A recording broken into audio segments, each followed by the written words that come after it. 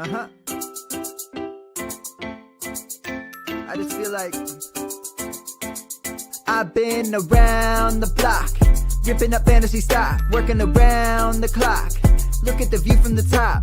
Researching rookies a lot? No, I just be listening to pods. Yeah, one in particular, I'm just a messenger. Let me just pass on the rock. Browning, Brunning, Bruning, pronouncing ain't what he's doing. What he's doing is not losing, but infusing you with new things. And there's Dennis the Bennett, yeah. The man is a menace, yeah. Building a dynasty, some of the finest things. Promise you, you won't regret it.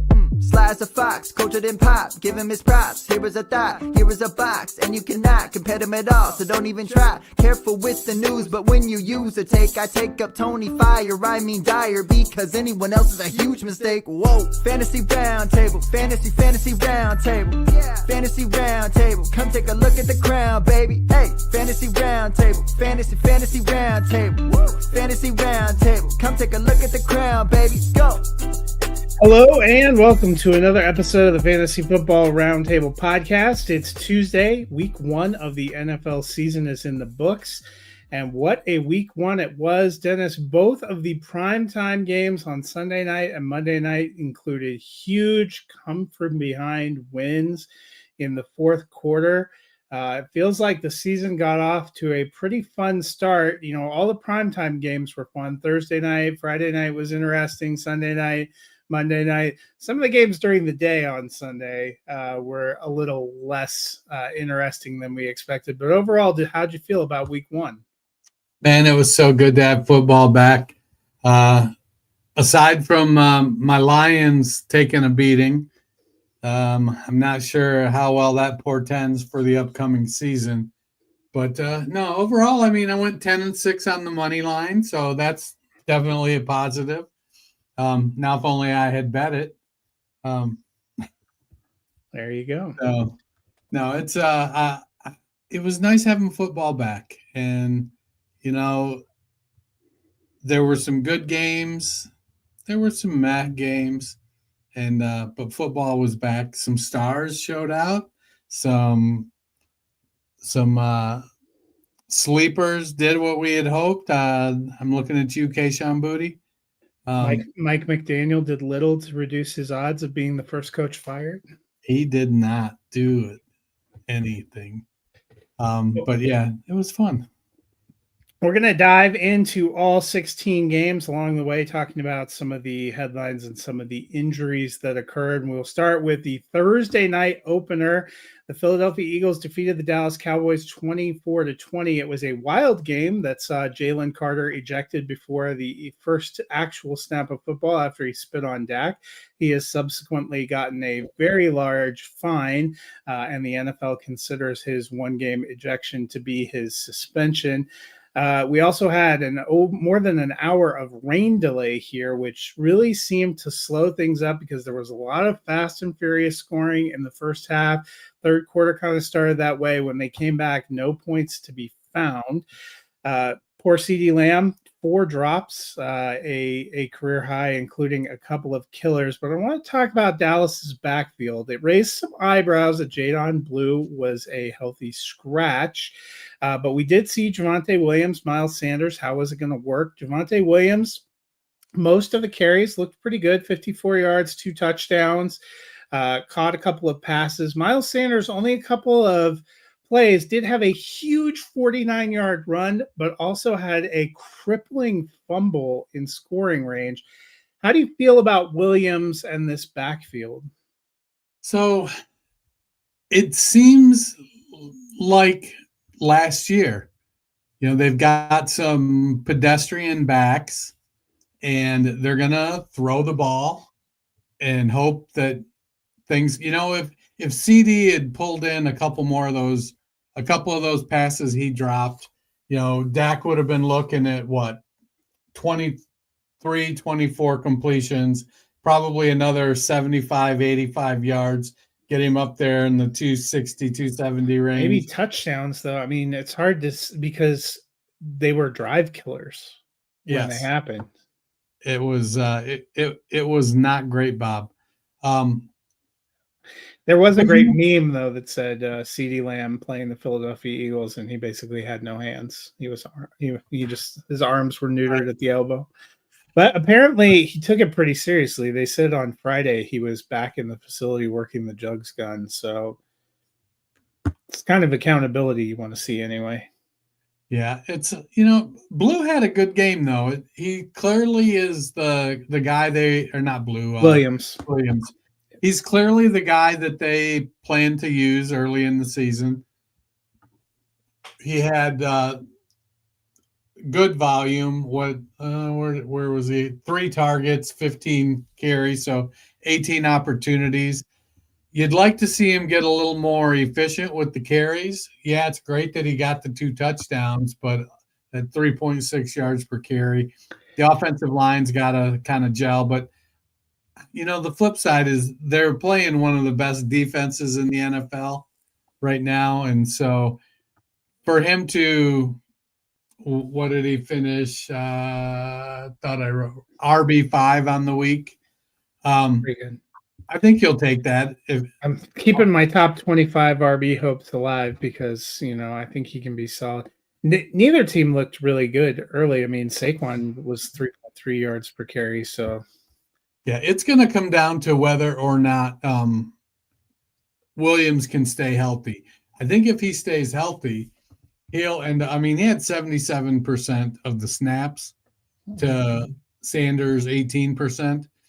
I mean, if Rico Dowdle could go for 1,000 yards, I know Javonte Williams didn't live up to some of what we had hoped to see in the draft post his first season, but I think if he actually was on a team that used him in a more realistic way, that 1,000 yards is not out of the realm.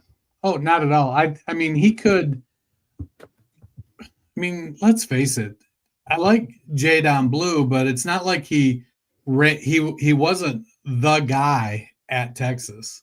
He was only a 5th round pick too, and a couple of those guys that have followed Bijan Robinson, like Roschon Johnson, we're still waiting for him to ever show us anything. So yeah. So I liked what Javonte showed us.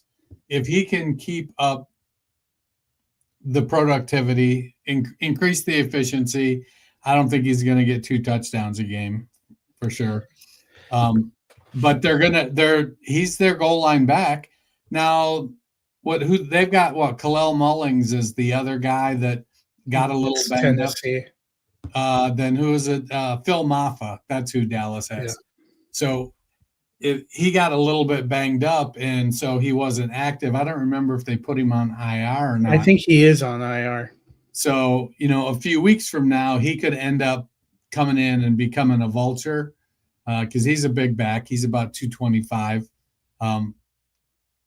6 foot, 6'1". Yeah, he is on IR for his shoulder. He's not eligible to return until sometime in October. So, when he does come back, there is the potential for him to cut into the goal line work. But I think Williams will continue to get a fair amount of passing down work. He's always been a decent pass catcher. And he's a pretty good runner between the tackles. Meanwhile, for the Eagles, they were kind of hot and cold. Saquon looked okay. Jalen Hurts, of course, getting a couple of rushing touchdowns, which is his forte. We'll get to some of their backfield shakeups in a minute, but probably the most alarming thing is we thought maybe they'd take a step forward passing the ball, and they did go downfield to Jahan Dotson. Meanwhile, Devonta Smith, 3 targets, caught all 3 for 16 yards. A.J. Brown, only 1 target, caught it for 8 yards. That certainly has a few fantasy players hitting the panic meter. How did you feel about that result? So Smith's ADP was wide receiver, or not Smith. Brown's ADP was wide receiver 9, and Smith's was wide receiver 24.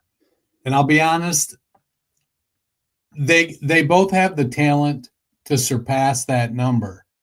However, in the Philadelphia offense, there's a cap, 23 pass attempts against what's expected to be a not real good Dallas defense. The the Cowboys gave a little extra attention to A.J. Brown and Devonta Smith, which opened up opportunities for Dotson to get down the field. Now, he had one play outside of that 51-yarder. He only had 2 catches for 8 yards.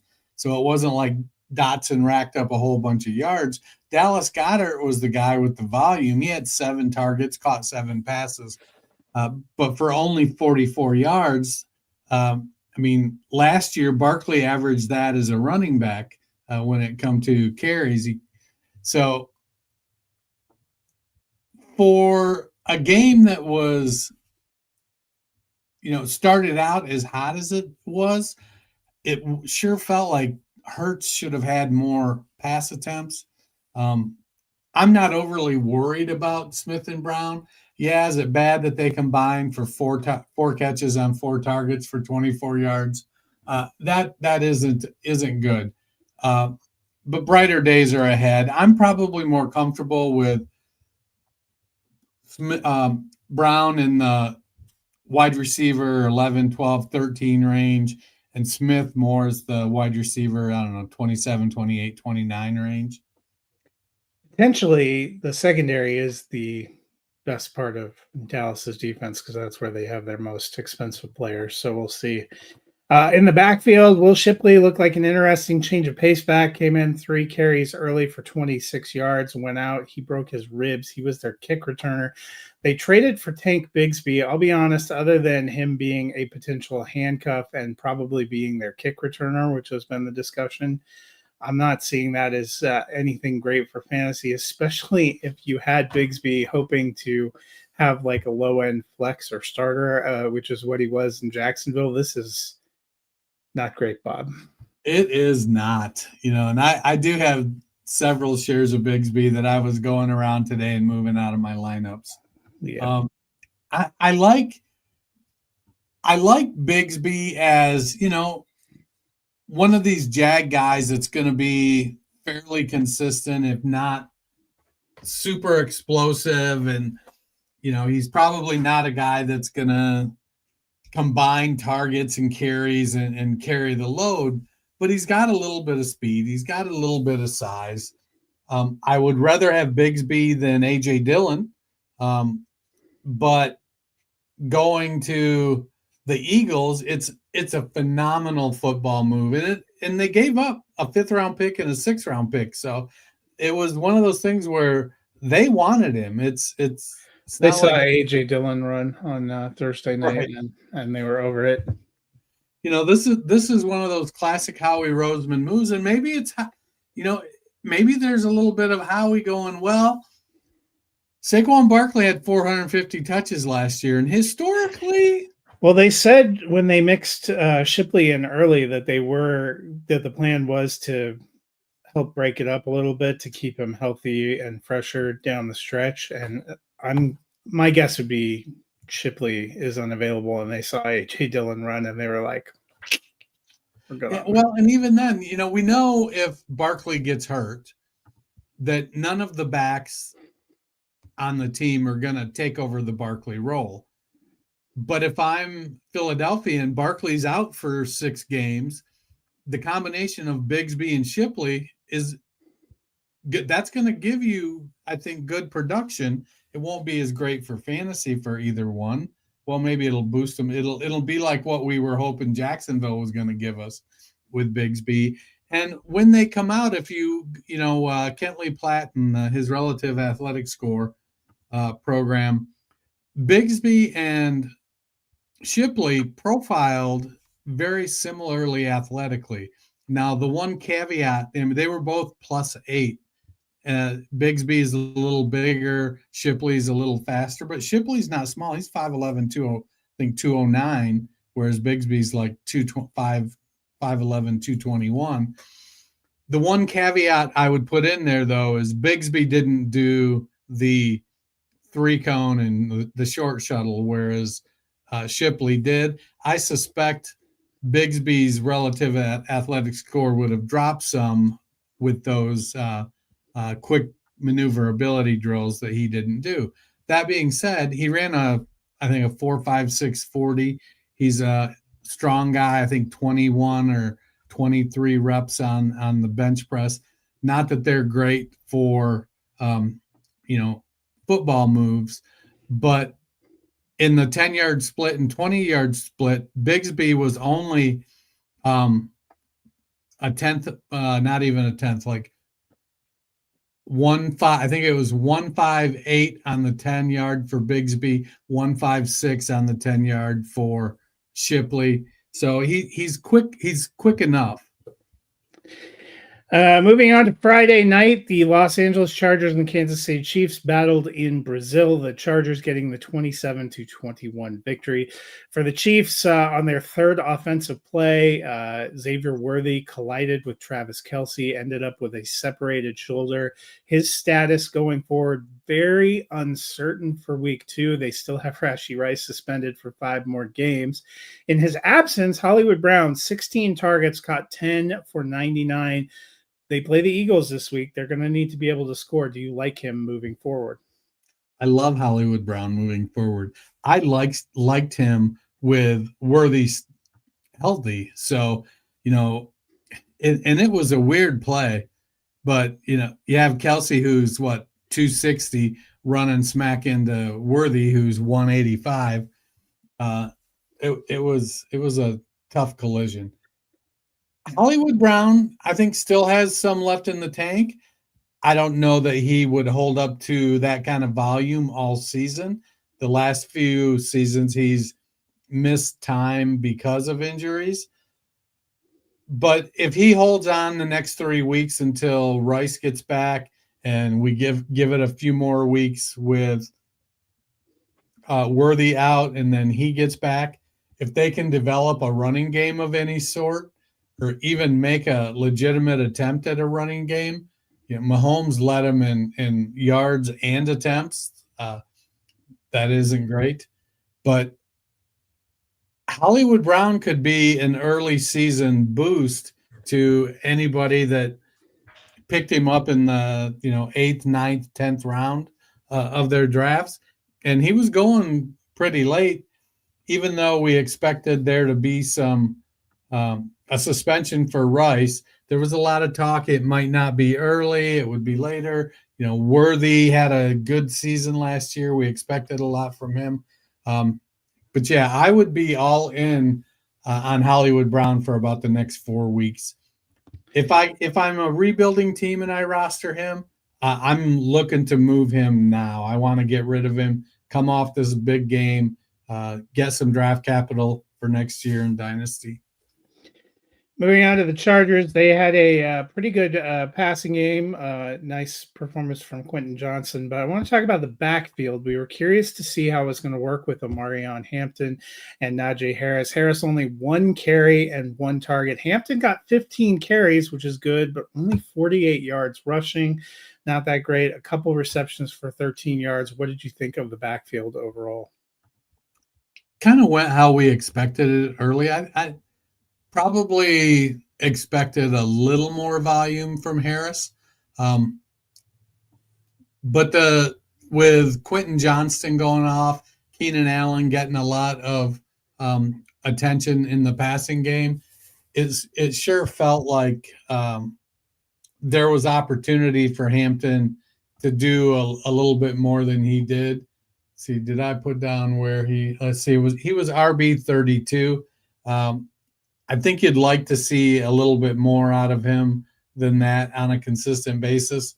But I'm comfortable with what he's going to get volume-wise. I expect Harris, as he shows he's fully healthy, will start to get a little more volume. And because of how Harbaugh coaches the game, if they have a game where they put Harris in and he starts to deal, I could see Harbaugh leaving Harris in for several series if he's running hot, just to get out of him everything that they can. But yeah. I like Hampton. He's a explosive version that's a better pass catcher of a big back like Harris. On to the Sunday games. Probably the most surprising result: the Indianapolis Colts winning 33-8 over the Dolphins at home. Miami looked like a disaster on offense and defense. Tua 3 turnovers, including 2 interceptions and a fumble. They were down 23-0 after 3 quarters. Neither you or I was high on the Dolphins this season. They looked worse than I expected. Do you think they're cooked? Yeah, I think we're roasting up those Dolphin steaks and getting ready to, tip a margarita. It was, they mercy benched Tua. I'm not sure how Devon Achane pulled off a decent fantasy day. It's because he got a touchdown. But he got a receiving touchdown. He had 55 yards rushing, only 7 carries, long of 26. So you kind of, 6 for 29 and then 1 break. But it's the 3 for 20 and a touchdown that kind of put him over the top. Tyreek Hill's body language was horrible. His demeanor was horrible. And now he's again embroiled in a domestic violence accusation. That is a complete stay away from me. Yeah, I guess if I've got to roll somebody out from that team, Achane is the guy. Yeah. If I got to roll a receiver out, it's definitely Waddle, but he's probably no more than a flex. And the O-line seems to be struggling as they have. They just signed Cole Strange, so I'm sure that'll solve all their problems. That should be great. That'll be great. McDaniels he came in and there was that excitement about, he was rolling, he was hot, he was and man, he just looks like he's been taken out back and beaten up week after week after week. I know you don't want to quit on a team, but boy, he's praying for a termination, I think. We'll see. He is the guy that in a press conference once said that they were just one day closer to death. So, Daniel Jones, meanwhile, we weren't sure what we were going to get. 22-29, 272 yards and a touchdown passing. Also had 7 carries for 26 yards, 2 rushing touchdowns. Could he be a sleeper this year? Probably not anymore. Well, I don't know if he was heavily in Dynasty Superflex. He's probably rostered, but he would be one quarterback if you were in a bad way. I might target in a redraft. Yeah, I agree, and especially in one quarterback leagues, he's probably out there. And if you had, if you started, if you put your money on Tua, or some of these other quarterbacks, you may very well be like, yeah, I think I'm going to ride Danny Dimes. Here's what you've got to remember when you sign up to roll with Danny Dimes. He's going to have a couple meltdown games, and they're going to be ugly. And there's always that chance if he melts down 2-3 games in a row that they put the Anthony Richardson experiment back on the table. I'd wait to call him a sleeper until we see what happens on Sunday, because they're going to be playing Denver's defense, which very different than Miami's defense. Ain't that the truth? Another surprising result: the Raiders went into New England and got the 20-13 victory, not making me feel very good about my New England Patriots to the playoffs pick. For the Raiders, we got to see Ashton Jeanty in action. 19 carries, 38 yards, and a touchdown. Caught 2 passes for 2 yards. Like Hampton, kind of a quiet, inefficient running opening, but signs of encouragement for you? Yeah, he did get the touchdown, and he just dominated the volume. So 19 or 21 touches to Raheem Mostert, a healthy scratch. So if you were thinking he was going to contribute, apparently he's not better than Zamir White. Yeah, I think Mostert's an insurance policy. I honestly, and with the expanded practice squads, I think teams are bringing these veterans in and saying, look, we know what you can do. We're going to roll with this young stuff. And if you want to come in here and work and get a paycheck, we're happy to give you one in case we need you. So I love that Janty is getting the volume. It's wild that they won. Geno throwing for 362 yards. Yeah. Bowers getting volume. Myers getting volume. Speaking of Bowers, he did leave with a knee injury. They said it's not serious, that he could have returned to the game on Sunday. I still think that's something to keep an eye out. And, if Michael Mayer is available on the waiver wire and you have Bowers, I might pull him in because Mayer had 4 catches for 38 yards. So they aren't afraid to throw it to him either. Yeah, Mayer's a good tight end. I felt awful when they drafted Bowers. I felt awful for Mayer because I do think he's one of these guys that if he was just somewhere else where he didn't have Brock Bowers in front of him, he would be he'd be a top 10, top 12 tight end, I think, for fantasy easily. Meanwhile, for the Patriots, we were curious how that backfield was going to shake out. Travion Henderson, an exciting rookie, got 5 carries, 27 yards, 7 carries for Ramondre Stevenson, only 15 yards. Henderson getting 6 receptions for 24 yards on 6 targets. Ramondre Stevenson 2 for 12 on 3 targets. It feels like they're kind of splitting back there. Do you expect that to continue going forward? Yeah, I think if Henderson keeps producing at this efficient clip that he is, then he's going to cut a little bit into the market share that Stevenson has. Stevenson's the big back. He is a 230-pounder. I like Ramondre Stevenson as a back, but right now with Travion Henderson there, he is just so explosive. Their run-pass ratio was so slanted. Vrabel came out in the news conference and said, "Yeah, we can't be throwing the ball 46 times and running it 16, and that includes I wrote it down here, 14 carries if you don't include Drake May, and 46-14." That's a game where you would, if somebody told you, hey, they ran the ball 46 times or threw the ball 46 times and ran it 14, you're going to be like, oh, they must have been playing chase the whole game, and it was a 39-35 loss or win, or a bunch of points put up, but it ended up being 20-13 because they. Although McDaniels in the past, they use that short dump off to the running backs kind of passing game as sort of a running game, so that wasn't that shocking to me. I mean, Henry, the volume went where I guess I would have thought it would go with Booty and Diggs and Henry and Douglas, and then Travion Henderson all having at least 6 receptions, or 6 targets.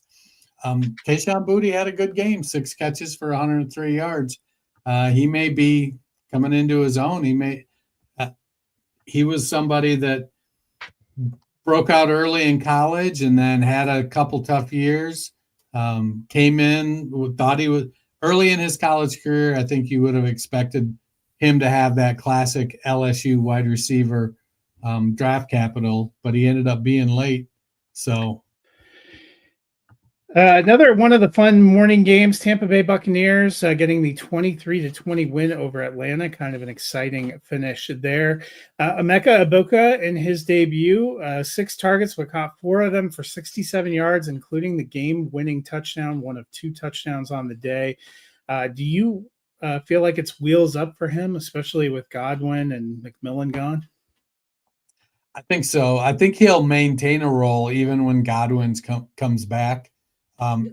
It's going to be interesting to see how they split it up, but it'll be virtually no tight end, very little wide receiver, running back pass volume. Bucky will get some, but it's going to be Ibuka, Godwin, and Evans, I think, with Your friend 75. Sterling Shepard was alive. He got 6 targets. He did.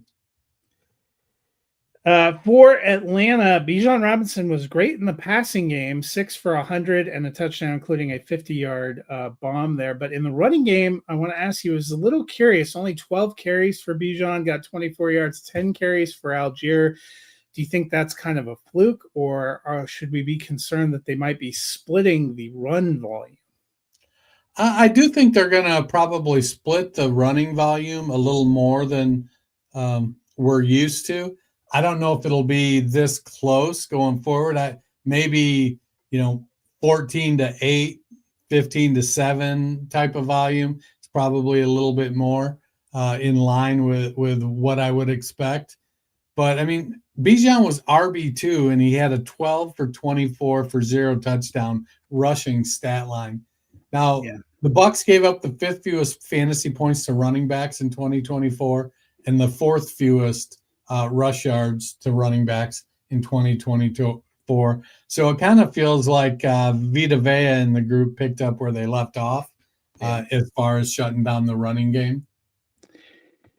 Another game that was a little lighter on offense than I think I expected. The Bengals went into Cleveland. They did get the 17-16 win, which is good, but it wasn't exactly the hot start they said they've been looking for, especially passing-wise. Only 23 attempts for Burrow, 14 completions for 113 yards. But what caught my interest, 5 targets tied for the team high, 4 receptions, 26 yards, and that touchdown for Noah Fant. Could he be a sleeper? It still feels like it's going to be Higgins and Chase and all you others, with Chase Brown handling the rushing load. It feels like it's going to be whack-a-mole all season with who's going to be number 3 in targets for the Bengals. Will it be Fant? Will it be Gesicki? Will it be Yosevich? Will it be Sample? Will it be Chase Brown? I'm not even getting a target on Sunday was kind of wild. Yeah, I'm not looking to invest in the third receiving option very heavily when it comes to the Bengals. If we get 4 weeks from now and whether it's Gesicki or Fant is consistently getting 6 or 7 targets, then I'll believe it is a trend. Right now, it just feels like a fluke. Meanwhile, the Browns, big news on Saturday. They finally signed Quinshon Judkins. Not sure when he'll make his debut or whether he will get a suspension, all that kind of hanging out there. But it was another rookie that kind of dominated the backfield touches. We thought Jerome Ford would be the best play, but 6 carries for 8 yards and 1 catch for -3 yards did not do it for me.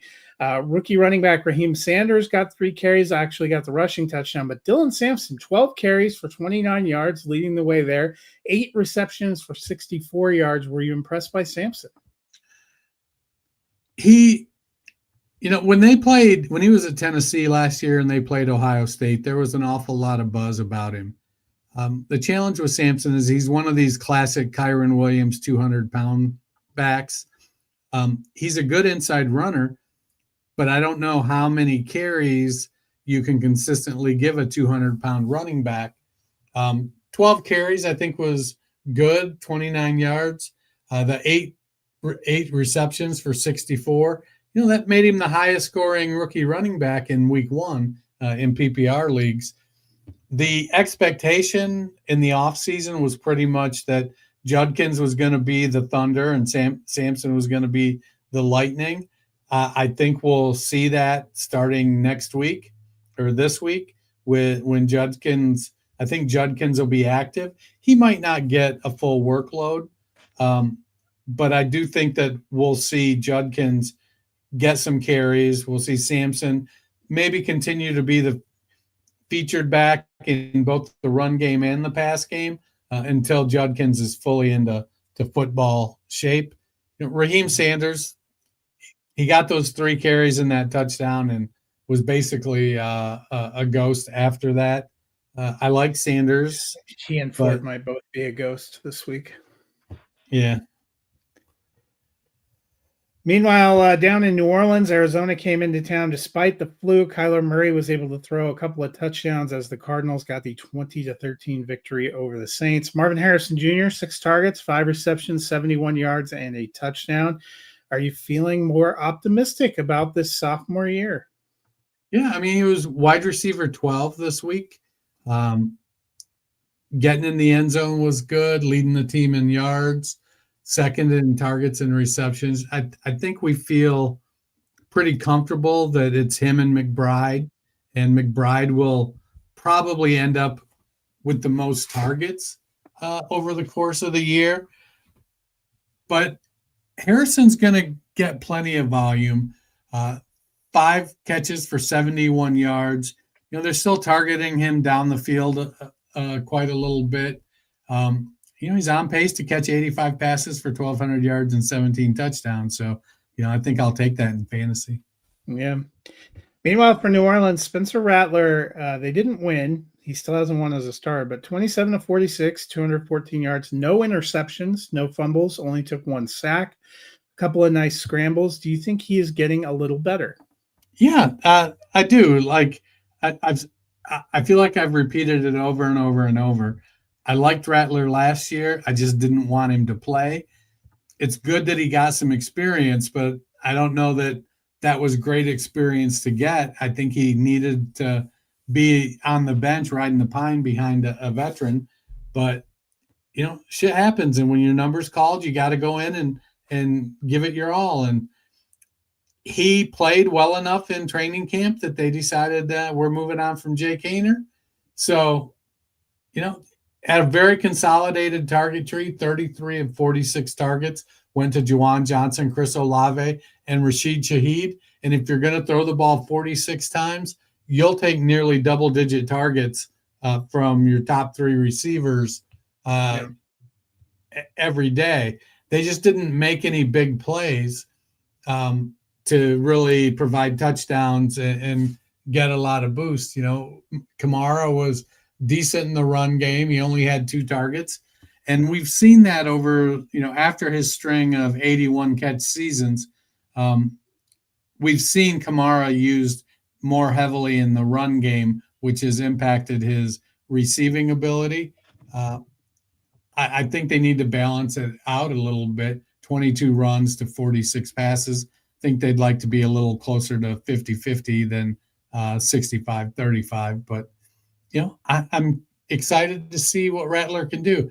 Ideally, I think they'd like to have him down in the, you know, 33-34 pass attempt range with Kamara getting 17 or 18 carries. So there is a little bit of fantasy goodness there. I think on the horizon coming from the New Orleans Saints. And Olave did leave that game with an injury, but was able to come back in. He should be good to go this week. One of the games that had probably was a lot more exciting than we were expecting was Pittsburgh Steelers of the New York Jets, a 34-32 Pittsburgh Steelers victory. I thought this one was going to be in the teens, I'll be honest. Aaron Rodgers, 22 of 30, 244 yards, 4 touchdowns to get the win, hit 4 different receivers on his touchdowns. Were you impressed by Rodgers? I mean, how can you not be impressed with 4 touchdowns? Yeah. Well, and it was hard to know. Great on the bench. Yeah, he looked great on everyone's bench. So he definitely had some vitriolic comments at the end too, which were a lot. Oh yeah, I mean, why wouldn't he? That's who he is. Kenneth Gainwell actually led the running backs in snaps, which I thought was interesting, but he was out-touched by Warren, 13-11. And Caleb Johnson was they might as well have made him a healthy scratch. It almost feels like Rodgers was like, look, man, I'll give him 1 play and that's it. I think Gainwell's in there a lot because he's a better pass blocker, because that was some of how the Eagles used him. Yeah. I would agree. You know, it was nice. They did. Metcalf and Austin were their 2 leading receivers. That's what we expect. They were both pretty productive with Austin getting in the end zone. It was a little disappointing that Jonnu Smith doubled up Pat Freiermuth's volume. That's what I expect. They are not enamored, or their offensive coordinator is not enamored of Pat Freiermuth. For the New York Jets, a lot of the talk in the offseason was it'd be a three-headed monster in the backfield. We got our first look. Well, Justin Fields ends up with 12 carries for 48 yards and 2 of the rushing touchdowns. 19 carries for Breece Hall, by far the most among the running backs, 107 yards, actually had 2 receptions on 4 targets. Isaiah Davis getting a couple of carries and a change of pace. Braylon Allen, 6 carries, only 9 yards and a touchdown. Neither of those guys had receptions. Are you still feeling good about Breece Hall seeing the volume? Oh, I feel wonderful about Breece Hall seeing this volume, especially since the narrative all off season was how Braylon Allen was going to usurp so much of his volume. And so Breece Hall was pretty cheap in drafts in the off season. I think that if, in Dynasty, if I'm rebuilding, he doesn't have they didn't pick up his 5th-year option. He wouldn't have a 5th-year option. He was a 2nd-round pick. Oh, was he? Okay. So they basically, he said they've told him, you're not our guy. And so he's expecting to, grind it out this year and move on. And, more power to him. He's taking his shot. They're giving him chances. And he's going to try to, I think, make it look silly if they let him walk. Yeah. But, he had a nice game. Garrett Wilson, 42.9% target share. Hall was 2nd on the team in targets. Fields only threw the ball 22 times, but he did have a good fantasy day because 2 rushing touchdowns to go along. He didn't look bad as a passer either. 7 for 95 and a touchdown for Wilson. You take that. We've talked about the Jets do not have a great plethora of pass catching options. Wilson, Hall, Taylor. You're not in on Tyler Johnson, are you? Not in on Tyler Johnson or Josh Reynolds, or Alan Lazard was out this week. I think Mason Taylor can develop into being a good tight end, but it's not shocking that week 1 he wasn't rolling out there doing a lot. So the Jets offense looked better than I expected, but both the Jets and Steelers defenses looked much worse than I expected. Right. To a game that went pretty much as we expected. The New York Giants went to Washington and came away with the 21-6 loss. Russell Wilson only sacked twice, but 17 of 37 for only 168 yards. Did not look great. Did end up leading them in rushing with 44 yards on 8 carries. They said they're sticking with him. He is starting against the Cowboys this week, but how long do you think the Giants stick with him? They're going to stick with him for too long because they have a brutal stretch coming up in week 6 through 9. I think they play San Francisco, or they play Philadelphia twice. I think San Francisco, maybe Denver. Yeah, so they're at the Cowboys this week, then home for the Chiefs, home for the Chargers, at the Saints, which if you're going to make a switch early in the season, that's where I would do it. Home for the Eagles, at the Broncos, at the Eagles, home for the 49ers, at the Bears might be another place that you could do it because they don't have their bye. It looks, yeah, their bye is late. Yeah. For me, I think that if you're going to make the switch, you wait till after that week 6 through 9 stretch, which means it's probably going to cost Daboll his job. But if you wait until after the 49ers, you're at the Bears, which isn't necessarily give me, home for the Packers, at the Lions, and then home for the Patriots. I don't see how that would necessarily, if you're trying to give him the best possible start, week 5 at the Saints is probably the softest place. Right. Until but you don't want to give him one. So I think you need to give him some runway. So you put him in now, give him a few weeks to get settled in. Then he's got the Saints to really build, but then he's got several weeks of brutal games that are going to be tough. And if you end up making a move in the midst of those hard games, you're not doing him any favors. They're going to wait, and they're going to put they're like, I would expect they're probably going to put him in week 5 when they have, quote unquote, an easy week, and then put him through the ringer the next few weeks and just get brutalized. He's a young guy, big arm. He's mobile. So maybe he makes something happen. The targets went where they were supposed to. Malik Neighbors led the way. Wandale Robinson was there too. I'm a little disappointed my guy Darius Slayton only had 1 target. But Tyrone Tracy had 5. Those are where I would expect the attempts to go. Their line's still not very good either, and maybe that's Andrew Thompson out again this week. Yeah. So, well, that could be a factor in them not wanting to make changes. For the Commanders, meanwhile, Deebo Samuel, looking a lot like the guy he once looked like for the 49ers, led the team with 10 targets, caught 7 for 77, took his lone carry 19 yards for a touchdown. Kind of an underrated offseason move, but could he be a big difference maker for the Commanders? I think so. He's a good wide receiver. He's not like a super technically proficient wide receiver. He's good in the gadgets, so they gave him the carry. That panned out. McLaurin, it was a little disappointing that he didn't get more targets. But then again, he held out most of camp, and there may be, I don't want to say they're punishing him for that. They may be going, well, he's got to get in shape, get in football shape kind of approach. And Daniels does what he does. He runs a decent amount, led the team in carries. Bill Merritt had 10 carries for 82 yards and a touchdown. Jeremy McNichols, 4 carries. Eckler, 6 carries. I was, I think it caught a lot of people off guard that Chris Rodriguez was inactive. I felt like they would have went Rodriguez over. He's RB4 on the depth chart. They announced that earlier. Yeah, but I know do you really believe depth charts? Yes, when they put out their week 1 depth chart. I think that he would get activated if somebody got injured, but the McNichols has more diverse uses, and I think is more of a special teamer.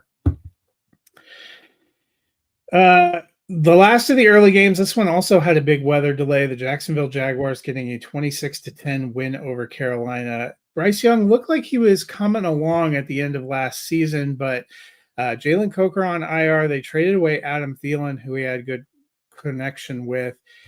18 of 35, 154 yards, a touchdown, 2 interceptions. Could have been worse than that. Lost a fumble. Is this a setback or a worrying sign? Well, he certainly didn't carry the momentum from last season into this season. And some of that may be the Coker and being out and Thielen getting traded. Hunter Renfrow was 3rd on the team in targets, was 6. Leggett had 7, McMillan 9. The running game was not super efficient, 16 carries for 57 yards. And ultimately, Young has got to be able to figure it out. It can't be. If Adam Thielen or Jalen Coker are the reasons that this team underperformed so bad, then you probably don't have the right quarterback, because you got Tet McMillan, who's a bona fide stud, Xavier Leggett, and Chuba Hubbard is a good running back. So maybe there's a little issue on the offensive line not gelling yet. Or their defense looked terrible too. I think Carolina maybe Carolina and Miami need to play, and we can see who's more washed. For the Jaguars, Travis Etienne, 16 carries, 143 yards, including a 71-yard dash. Also saw 3 targets, caught 13 for 13 yards. They traded Tank Bigsby away, so it's pretty much a lock that Etienne is their number 1 and their workhorse. Are you buying it? Yeah. Liam Cohen came out of the Sean McVay tree, so he was out there in LA with him, and I think last year, was he was he in Tampa last year? Yes. And they when Bucky kicked off, they went heavy into Bucky Irving, and I think he looked at Travis Etienne and was like, he can handle the volume. He's got good size. We'll scheme him into some plays that suit his lack of lateral movement, and it paid off for him. I'll be honest, I was a little bit surprised that that's the way they went. It felt like Bigsby was going to be a little more prominent in the running game. But Cohen is hanging his hat on that. We're going to have a workhorse back, and Etienne's that guy. Yeah, and it seems like they like Tootin and Allen as change of pace guys. Those guys got some carries, so we'll see how that goes. To the late window games, the Tennessee Titans went to Denver, and the Broncos got a nail-biting 20-12 victory. First start ever for number 1 overall pick Cam Ward, 12 of 28, 112 yards. I was surprised he didn't run at all. 6 sacks, a couple of brutal drops. Not a very great matchup for him for his opener. How did you feel about his performance? Yeah, going up against your Broncos and their cornerbacks and that pass rush with a running game that features Tony Pollard and Julius Chestnut, he wasn't set up in the best position. Ridley and A.O. Minor as the top receivers. I like Ridley. I think he should be a target hog, but A.O. Minor, as a rookie, his claim to fame is basically he had a great game against Travis Hunter, but he was kind of pedestrian in a lot of other games in college. He had 7 targets and caught 2 for 13. They weren't productive, and when you've got a quarterback that's under duress like Ward was, he dropped back 20. He threw 28 passes.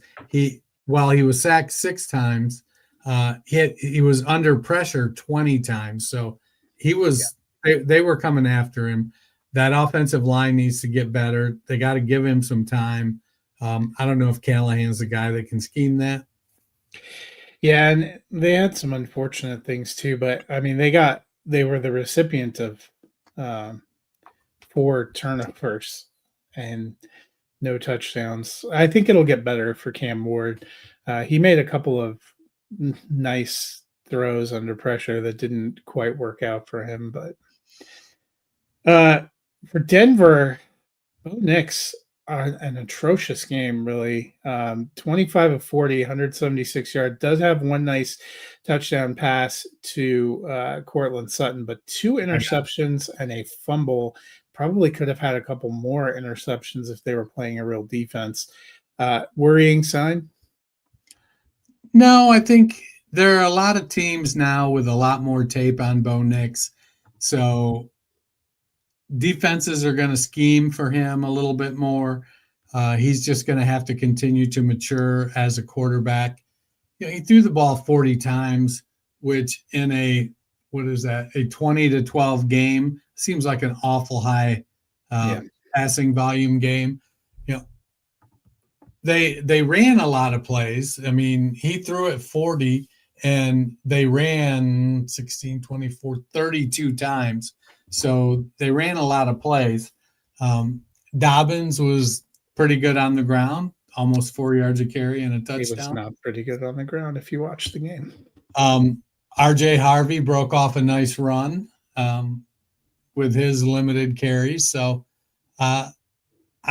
I would have liked to have seen a little more out of, my guy Marvin Mims. But yeah, Mims dropped 1 or 2. And he also had a horrible fumble on a punt return. It was not an incredible game. I'll be curious to see what they do against Indianapolis. Meanwhile, 49ers went to Seattle, managed to get a dramatic come from behind win, 17-13. 13. All the questions going in were about Christian McCaffrey. A lot of concern. He logged a limited practice on Thursday, which came out right after we had finished our show, then didn't practice on Friday. Ends up carrying 22 times for 69 yards, caught 9 passes on 10 targets for 73 yards. George Kittle went on IR. Jawan Jennings is injured with his shoulder, may not be able to play. Brock Purdy's injured with a thumb, may not be able to play. Christian McCaffrey might now be the healthiest of the 49ers, which is really saying something. But did you feel better about his workload after seeing him take this workload? I think I'm going to run to the waiver wire and pick up Jake Tongas. Yeah, he is a definite should be a waiver wire target. Although those were his first ever receptions, so you can't catch them till they throw them to you. No, I mean McCaffrey, they're going to have to manage him. He's an older back now. It is what it is. He's still one of the biggest game changers in fantasy football from the running back position. Would you like him to be a little more efficient in the ground game? Sure. But he did catch 9 passes for 73 yards.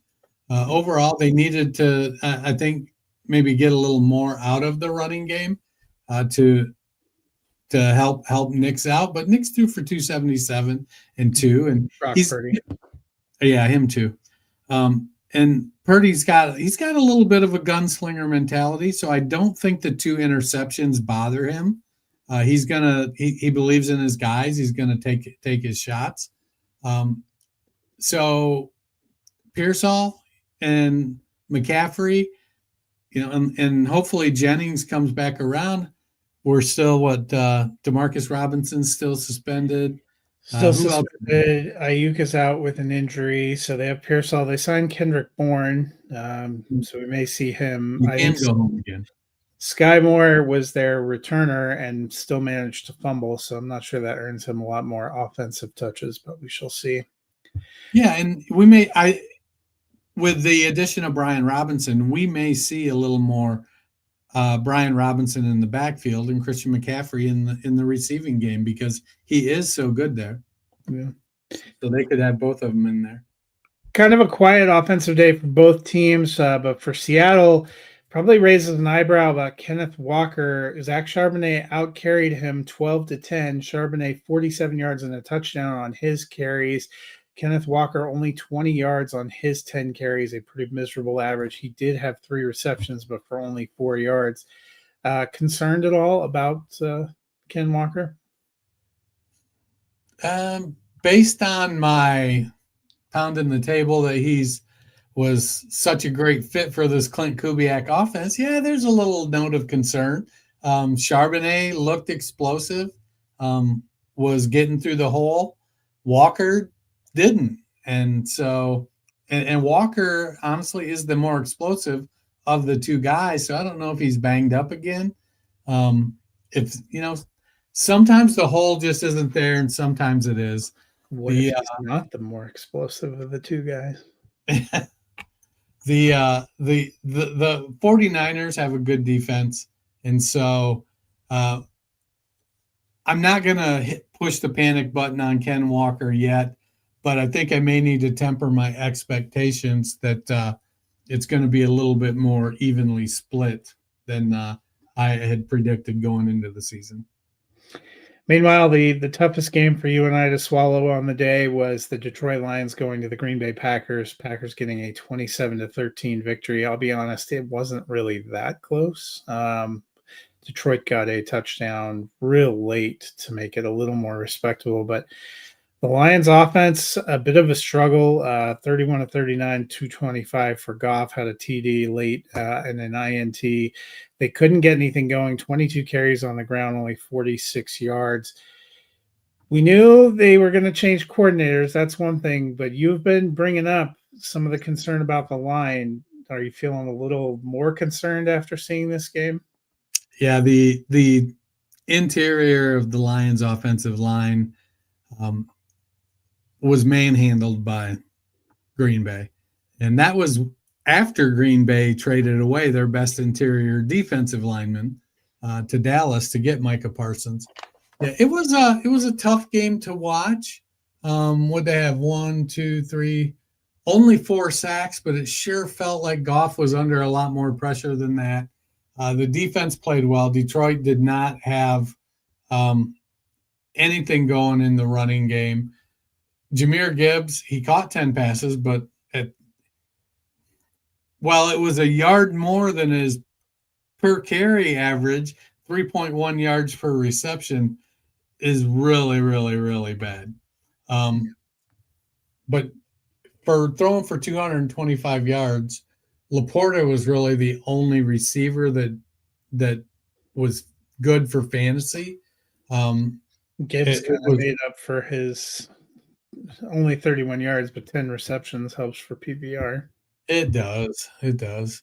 No, I, there's been some concern about Detroit all off season by yours truly, and it seemed to all come to fruition there in week 1. Meanwhile, the Packers receiving core looks like they are again going to be kind of frustrating to pin down.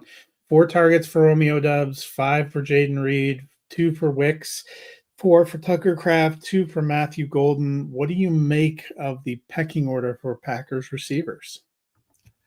They seem to have the game in hand pretty well, so they were grinding it out with Josh Jacobs, and Love threw the ball 22 times. He did complete 2 touchdown passes, 1 to Reed and 1 to Kraft.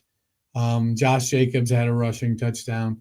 Detroit just wasn't able to get anything going, and so Green Bay didn't have to throw the ball around the yard.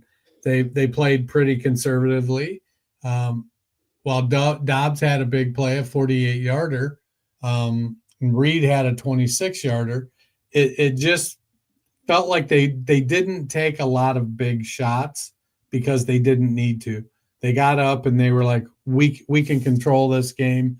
Let's grind it out. Whether they have 25 carries in total, including 3 by Love. So that was it was kind of a ball control offense. Let's see. Detroit, which, oddly enough, I'm hanging my hat on ball control, but Detroit had 10 more minutes time of possession. So it was yeah, it feels like they had a couple of big splash plays to score early, and it was a little bit of a quieter game. It feels like that for a lot of the games in week 1, other than a couple of big splash games. There wasn't a ton of scoring. Scoring was down across the board, and it impacted fantasy scoring. It was down across the board. Doing away with a preseason game, and so many teams don't play starters in preseason. The first 3 or 4 games of the season now are preseason, and it shows. Houston Texans went to Los Angeles and came away with the 14-9 loss to the Rams.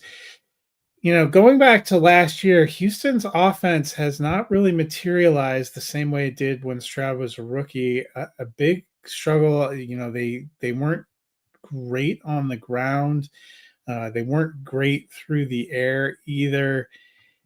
Should we start to be a little concerned about the progressive lack of offense going on for the Texans?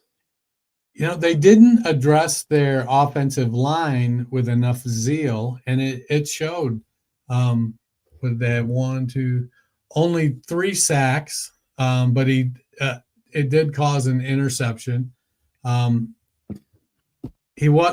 Stroud really wasn't able to get anything going in the passing game, and Nick Chubb, while running the ball pretty well, they were behind, and they weren't really able to lean on that and get the volume they needed. Chubb had 13 for 60, but he didn't get in the end zone. And Schultz led the team in targets with 5. Stover, their other tight end, had 4 targets and caught 4 passes, but it was just a very underwhelming day. Stroud seemed like he was still under pressure a ton. I mean, I don't know. He was 24 quarterback pressures on 33 dropbacks. That seems high. Meanwhile, we got to see Matthew Stafford. He was a question a lot of the You're preseason. muted. No, I'm not.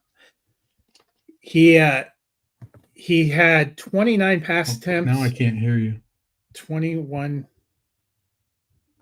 Dang it.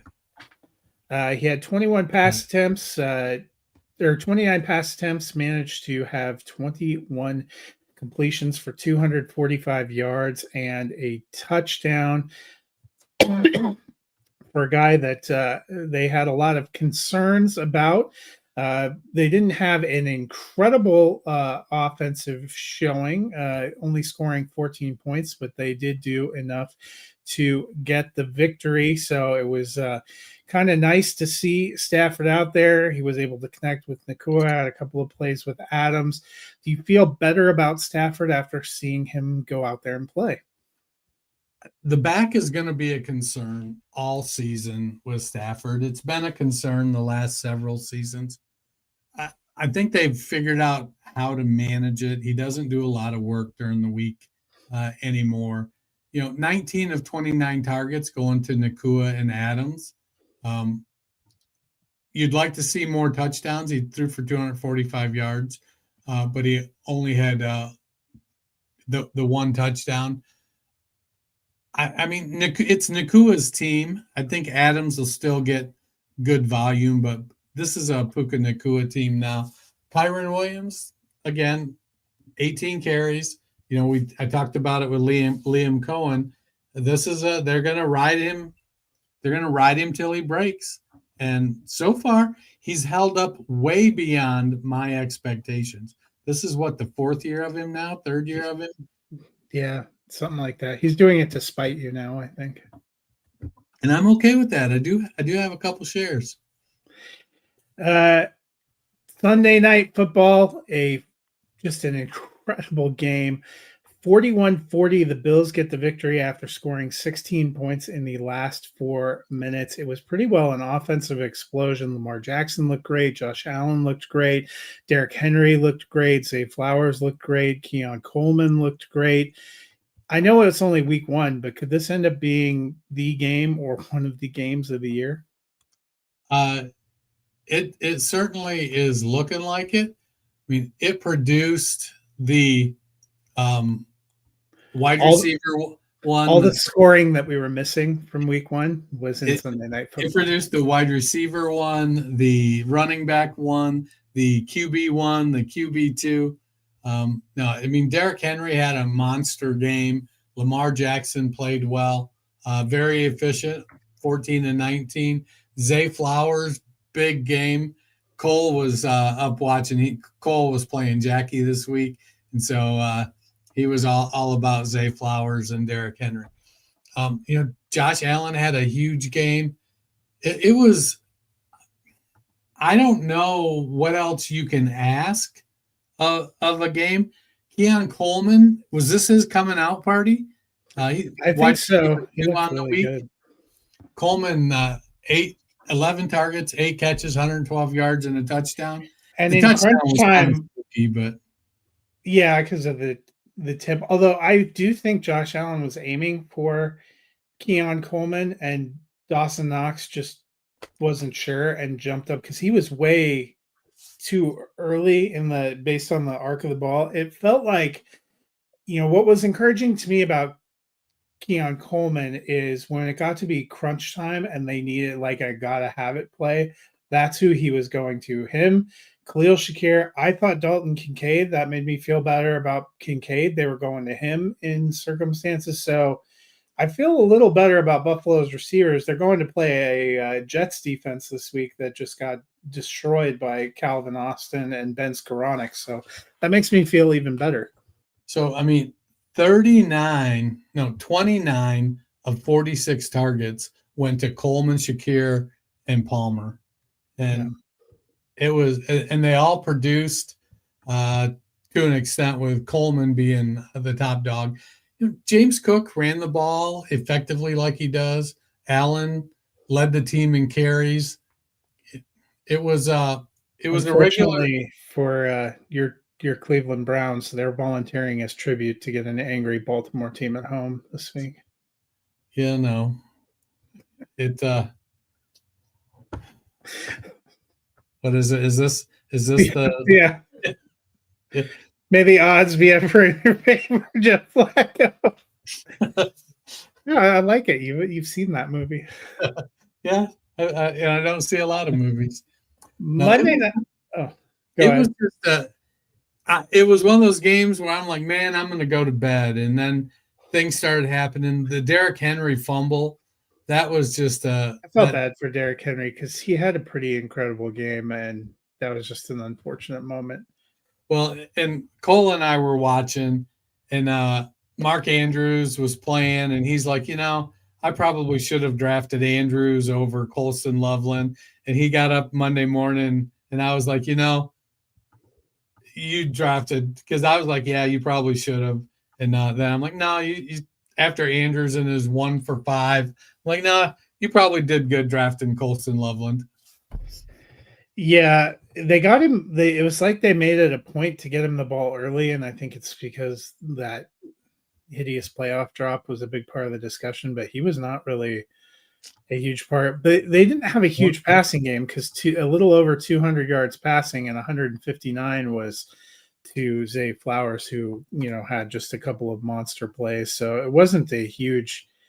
They didn't really need to pass until it was too late.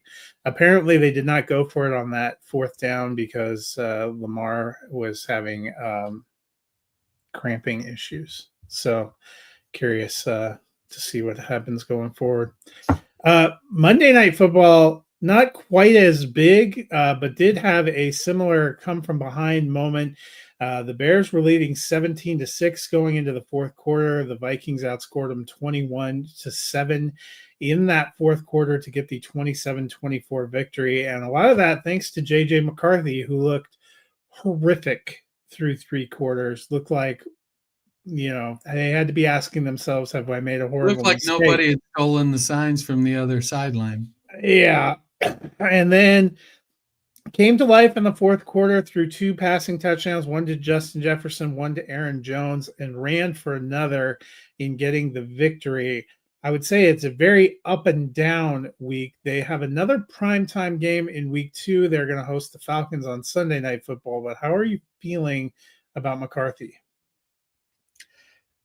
It felt like O'Connell had him locked up in the first half. He only threw 8 passes.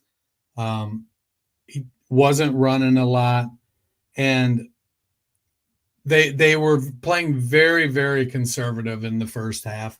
I think what happened was that Chicago got out to a lead, and they had to do more. They had to let him play more. He only threw the ball 20 times, 143 yards. It wasn't like he had a monster day. 25 yards on the ground, but getting the rushing touchdown and the 2 passing touchdowns was great for fantasy. Jordan Mason looked to be the better running back carrying the ball. And we've kind of heard all offseason that they brought Mason in because they want somebody younger at that position, but they want somebody that can complement what Aaron Jones does. Well, I think what we're seeing is they want somebody that Aaron Jones can complement. Yeah. And that's what it looked like. Now, I do have some concerns about McCarthy. He's not going to be able to get away with throwing just 20 passes. That was a bad pick 6. They're going to need to tighten things up and execute the offense. But what's it going to look like when he has to throw 40 passes? I also wonder a little bit, Chicago was missing their 2 best corners and one of their best linebackers. And it seemed like their offense kind of imploded in the second half and was going consistently 3 and out. And all the pressure and bottling up that their front 7 was able to do early in the game kind of went away in that fourth quarter. So Be interesting to see. Atlanta does not have a spectacular defense either, and they don't have a great front pressuring group. So, a couple primetime games, but might be a couple not too bad starts there. Chicago, the first game for Ben Johnson, I thought they looked pretty good on the first drive. They had some moments in the first half, but it seemed like Williams missed seeing some wide open receivers and then just flat out missed some wide open down the field. I came away a little more trepidatious about Chicago. I didn't think we saw a lot of stepping forward in year two for Williams, and I thought the play calling in the fourth quarter was pretty bad. Yeah, they kind of fell apart. I think after watching film today, I think Caleb Williams is going to need his mom. It was there were some really, really nice things to build on, but there were some plays where you're right. He just missed wide open receivers, did not see them, and just threw the ball somewhere else. And then there were some plays where he just missed the wide open receiver with the ball. DeAndre Swift, man, watching the game, it felt like he was having a great game. But when you looked at the numbers, it just wasn't there. 17 carries for 53 yards and only 5 targets, 3 catches for 12. And granted, if Swift had gotten a touchdown, we'd probably feel a lot better about his day. But it isn't like Cleveland or Chicago has a whole bunch of running backs to take over.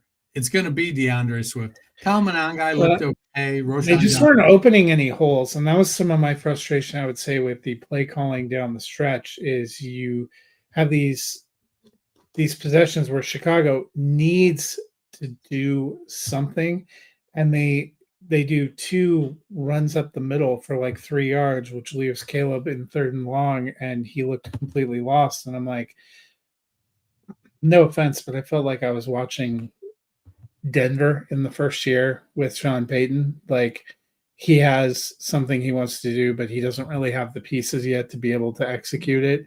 And so it just comes off looking flaccid. And that's Chicago's offense only put up 10 points. They got the lead largely thanks to an opening drive touchdown. That first drive, they actually looked pretty good, but they didn't do much in the rest of the half, including whiffing on a 4th down. And then they got a big touchdown return for an interception return for a touchdown in the 3rd quarter.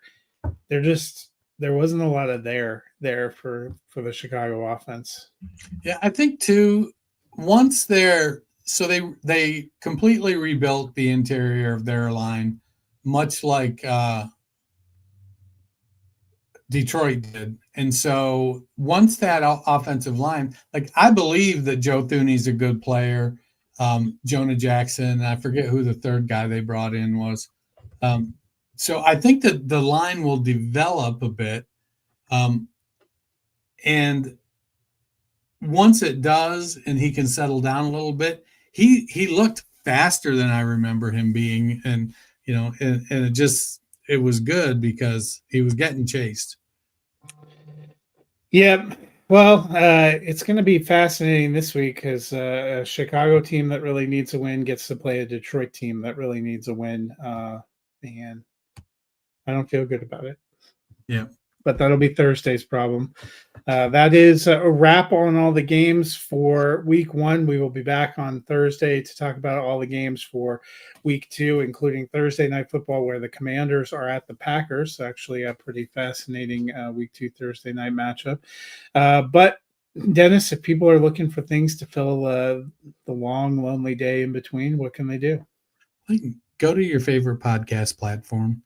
Do what Dan did, who was, talking about Caleb's nail polish. Go to your favorite podcast platform. Type in the Fantasy Football Roundtable podcast. Give us a like. Give us a subscribe. help us out. And we promise we'll tighten it up on our end too, so we don't run 20 minutes over.